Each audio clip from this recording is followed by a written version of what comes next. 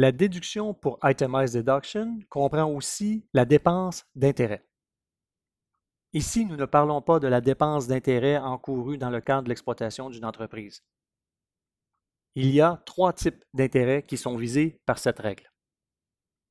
La première vise une dépense d'intérêt qui est encourue pour générer un revenu d'investissement.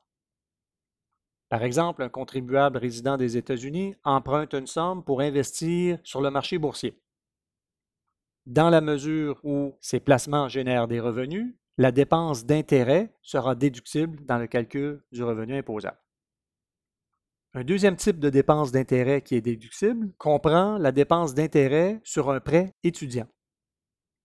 Cette dépense est déductible dans la mesure où elle a été payée dans le cadre d'une personne qui fréquente une institution postsecondaire à temps plein et elle est généralement limitée à 2 500 $ par année.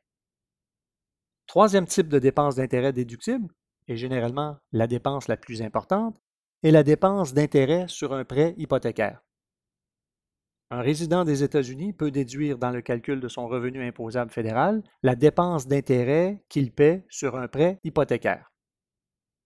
Il existe cependant 2 limites quant au montant qui peut être déduit.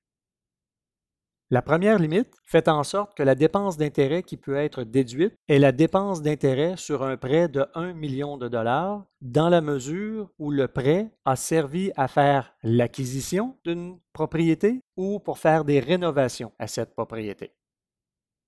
La deuxième limite s'applique à l'intérêt sur un prêt de 100 000 $ dans la mesure, cette fois-ci, où l'emprunt aura servi à toute raison autre que l'acquisition d'une résidence ou de faire des rénovations sur cette résidence. Par exemple, un résident américain pourrait avoir emprunté 10 000 $ en vertu d'un prêt hypothécaire. Cet argent pourrait avoir été utilisé pour faire un voyage et la dépense d'intérêt demeure déductible.